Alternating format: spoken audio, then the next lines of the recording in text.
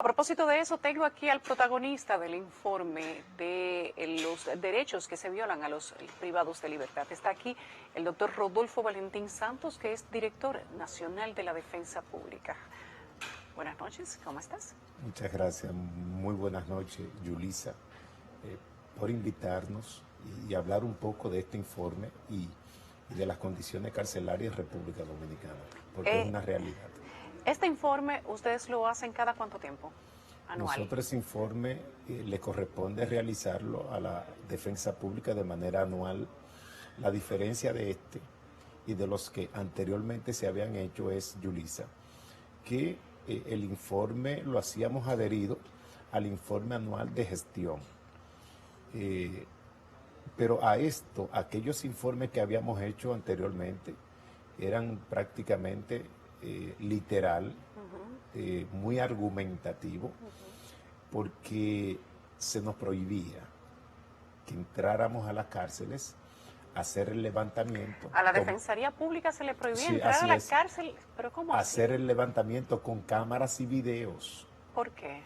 Bueno, hay una respuesta a esto, que no querían que se revelara la cruda realidad que existen en los centros carcelarios en República Dominicana. Estamos hablando de la realidad de los centros carcelarios que no pertenecen al sistema del nuevo modelo penitenciario. Sí, pero también... ¿Verdad que sí? ¿O hay también...? No, pero también encontramos condiciones y situaciones... Eso te iba a preguntar, en el nuevo modelo. En el nuevo modelo Háblame también de eso. penitenciario. Fíjate, si tú ves la página 63 de este informe, te va a encontrar que en 5 o 6 cárceles del nuevo modelo, las construcciones que se realizaron, los baños se encuentran expuestos, los inodoros están expuestos en la habitación, sí. En las habitaciones. Son habitaciones de 8 personas y aquel que va a hacer sus necesidades Se fisiológicas. tiene que sentar frente a todos los frente demás. a todos, eso atenta contra la dignidad y la intimidad de cualquier ser humano. Así es. Y Estas son las fotos, vamos a ver si las pueden poner. Sí. Estas son. Es esta. Eso es indignante, es totalmente indignante. No tienen una cabina donde ellos puedan hacer sus necesidades, que no tengan los temas internos que presenciar esas necesidades fisiológicas de otro interno. Y estamos hablando del nuevo modelo penitenciario.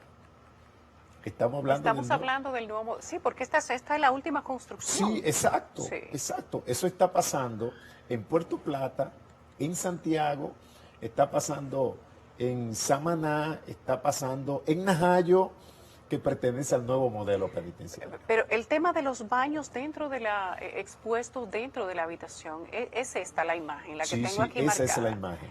Eso está pasando, es esta la imagen. Esta persona está sentada delante de los demás internos. Exacto. Aquí hay camas y aquí también hay camas. Y aquí, esto que ustedes ven en la esquina, es una persona, aquí está el sanitario. Sí, ahí está. Entonces la persona tiene que sentarse delante de todos los compañeros que están en las otras. A realizar sus necesidades. Y esto es dentro del nuevo modelo. Dentro del nuevo modelo. Es indignante, totalmente indignante. No es posible, no es posible. Si eso es en el nuevo modelo, imagínate y figúrate en el modelo tradicional, donde el 40% de los internos, y aquí lo revela el informe, duermen en el piso y duermen colgados, cuando no caben en el piso, en los pasillos, duermen colgados encima de los que están en el piso. Falta de medicamento, letrinas que se utilizan como inodoros, letrinas, y ninguna sentencia condena a una persona. Este es un baño. Sí, ese es un baño. Este es un baño, lo voy a poner aquí, se ve mejor. Insalubridad extrema. Miren. Sí, este es el baño. Es una realidad que están padeciendo más de 17,000 personas privadas de libertad. 17,000 personas privadas de libertad en las cárceles tradicionales están padeciendo esa situación en todas las cárceles. En los 19 centros carcelarios tradicionales están padeciendo esas situaciones. Hay cárceles de castigo donde introducen en un espacio 2 por 2 metros a 30 personas por más de 30 días sin ventilación. 2 por 2 metros es de ahí a ahí. Pequeño, habitaciones muy pequeñas, estrechas, muy estrechas, donde introducen a 30 personas Tienen que por estar más de 30 días. de pie y pegados. De pies, totalmente. Sin ventilación, totalmente húmeda. Las necesidades fisiológicas, esas personas que están en ese pequeño cuadrito, en ese sótano, las necesidades fisiológicas las hacen en fundas, en bolsas plásticas y la pasan por la ventana para que otros internos la puedan botar. Esa es la realidad que estamos viviendo. ¿Y cómo es posible, Yulisa, cómo es posible que ante esta realidad y esta situación que están padeciendo esta persona privada de libertad, cómo es posible que un ser humano en estas condiciones pueda reinsertarse a la sociedad? Todo lo contrario. Salen de ahí con más odio, con más resentimiento, porque el Estado no le dio la oportunidad de que ellos puedan reivindicarse, estudiar, rehabilitarse y reinsertarse a la sociedad como ente positiva. Entonces salen de ahí en esas condiciones, que son centros criminales, lejos de ser centros que rehabilitan al reo. Salen y los, peor aún, los internos que son infractores primarios, que han cometido hechos de poca bagatela, se reúnen con estas personas que han cometido asesinatos horrendos, crímenes horrendos. Y aprenden con ellos. Porque tampoco hay segregación en las cárceles.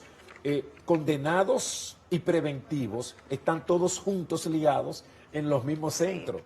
Y tenemos una alta tasa de preso preventivo que ronda sobre el 65% de presos preventivos. Muchísimas razones. Un temor funcional de los funcionarios que administran justicia, una desorbitante pedimento del Ministerio Público de la prisión preventiva, una imposición exagerada de la prisión preventiva de parte de los jueces, de las oficinas de atención permanente. ¿Y sabe por qué esto se debe, Yulisa? ¿Sabe por qué? Porque el Estado no ha podido tener una política de prevención criminal efectiva. Y la respuesta de estos operadores del sistema es esta. O sea, y esto incentiva a la criminalidad, a la delincuencia, a que nunca se termine en República Dominicana. Y eso es lo preocupante, lo preocupante. Es posible que muchas personas y muchos ciudadanos digan, sí, pero ellos están pagando lo que hicieron. Pero el fin de la pena, de conformidad con la Constitución de la República, es esta, que estas personas antisociales, o sea, pueda el Estado, mediante programas, hacer que esta persona cambie su comportamiento, cambie su conducta, cambie la forma de pensar, con programas positivos y con acompañamientos a través de profesionales de las conductas. Pero esto no está pasando en República Dominicana, no está pasando. ¿A quién le entregaron ustedes el informe sobre la evaluación de las condiciones de los privados de libertad en los centros públicos y privados? Sí, este informe se hizo una actividad el miércoles pasado, donde se invitaron todas las autoridades que tienen que ver de manera directa con el tema de la criminalidad en República Dominicana y con el tema carcelario. De hecho, tuvimos la compañía de una jueza de la Suprema Corte de Justicia, María Garavito, que tuvo incluso una participación.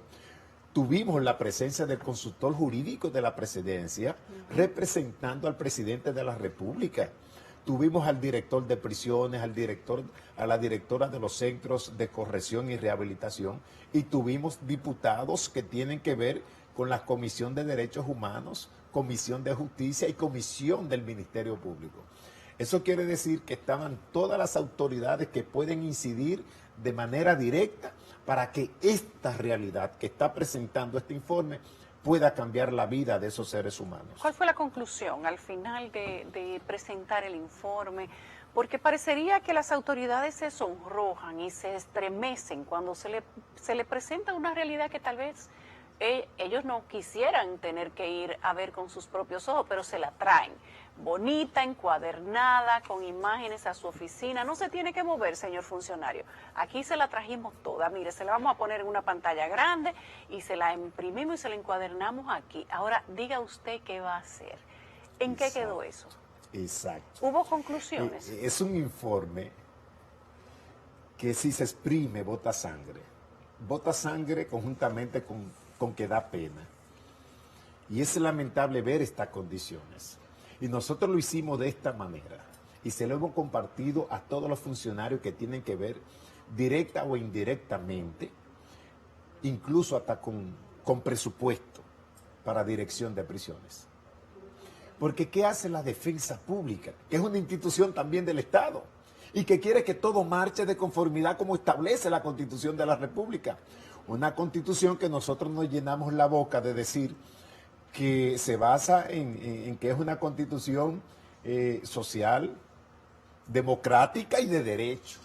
Pero es una Constitución que también dice en más de 7 textos que el Estado se fundamenta, el gobierno se fundamenta, la República Dominicana se fundamenta en el respeto a la dignidad de las personas, pero sobre todo a los derechos fundamentales, y que los poderes públicos son responsables de salvaguardar esos derechos fundamentales. Y esto es una realidad que tenemos en República Dominicana.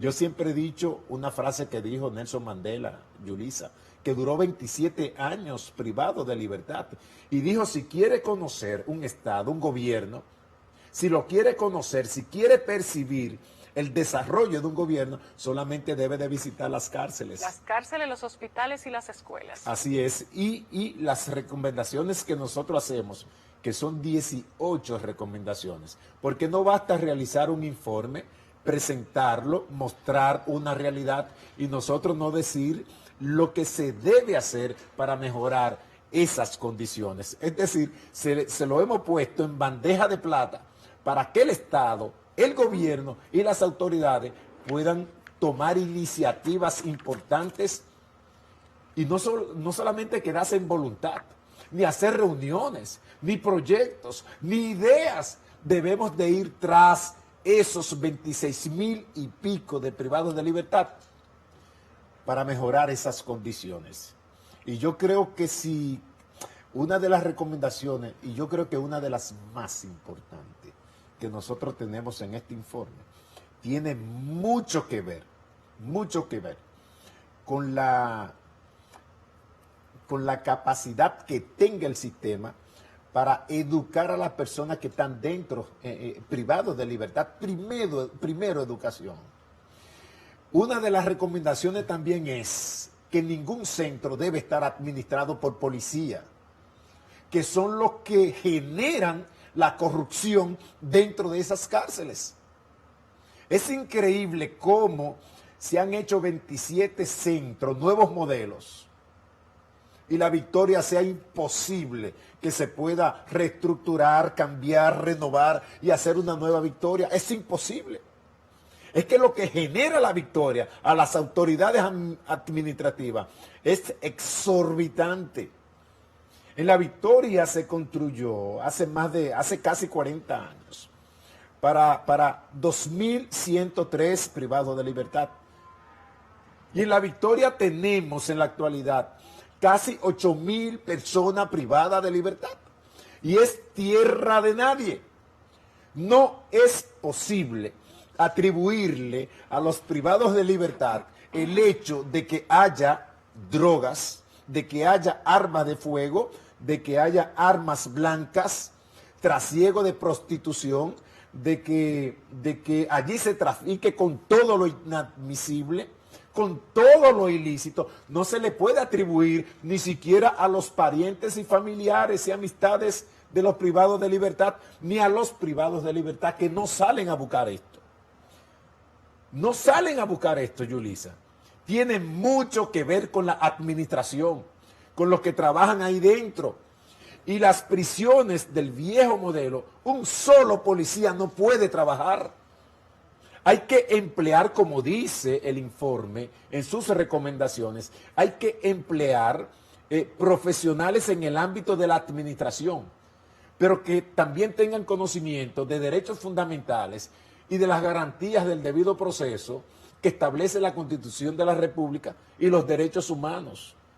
Porque ninguna sentencia condena a dormir en el piso, a pasar hambre, a no tener medicamentos, a que tú te mueras de un cáncer en una cama dentro de una cárcel. A mí me tocó conversar con un jefe de destacamento en Naco. Bueno, eso está ahí en nuestro Instagram, en el YouTube de CDN. Y decía el comandante, yo le pregunto por qué no tienen colchones para dormir los presos. Y él me dijo, bueno, porque eso puede usarse como un arma. El colchón puede usarse como un arma. Es increíble. Hay cosas que a uno lo sorprenden tanto que uno no lo puede creer. A veces pensamos, nosotros aquí pensamos que hemos perdido la capacidad de asombrarnos, pero no la hemos perdido, porque aquí la realidad supera la ficción. Y entonces Así uno, es. cuando cree que no se va a sorprender, vuelve y se sorprende. Esa es una realidad que tiene que cambiar. Te felicito, creo que has hecho un excelente informe, has levantado una información prácticamente a nivel nacional, lo has compilado, has dejado el rastro, lo has certificado y se lo has entregado a los que tienen que ver con eso. Así es. Y Yulisa, es un informe sumamente objetivo, porque también habla de las bondades de algunas de las cárceles. ¿Cómo debe de ser? Sí, de las bondades. Hay algunas cárceles que sí tienen programas y proyectos educativos donde incluso nosotros nos hemos puesto a la disposición de esos centros de rehabilitación para que puedan algunos privados de libertad que estén estudiando Derecho hacer la pasantía en la Oficina Nacional de Defensa Pública. Y de eso es que se trata. Muy bien. De emular las buenas acciones. Claro, Pero de corregir las estamos otras. hablando de que un 70% de los privados de libertad están en unas condiciones muy deplorables, extraordinariamente paupérrimas. Es decir, allí no se respeta la dignidad, y la dignidad no es más que lo que a ti te pertenece, solamente por nacer y estar vivo. Por derecho. Y el tema, y ni siquiera lo básico, Yulisa, se le permite a estas personas tener en esos centros carcelarios. Y mientras estemos así, entonces como consecuencia, así puede estar yendo el Estado también. Los países se conocen Así es. por sus cárceles, sus hospitales y sus escuelas. Así es. Gracias, así es. Rodolfo. Ha sido un placer para mí. Gracias a Sabes ti. que las puertas de CDR están abiertas Muchas para ti. gracias, muchas gracias. Y gracias de verdad sobremanera porque te has interesado sobre este tema tan importante, porque si bien es cierto, debe de condenarse a una persona que comete un hecho.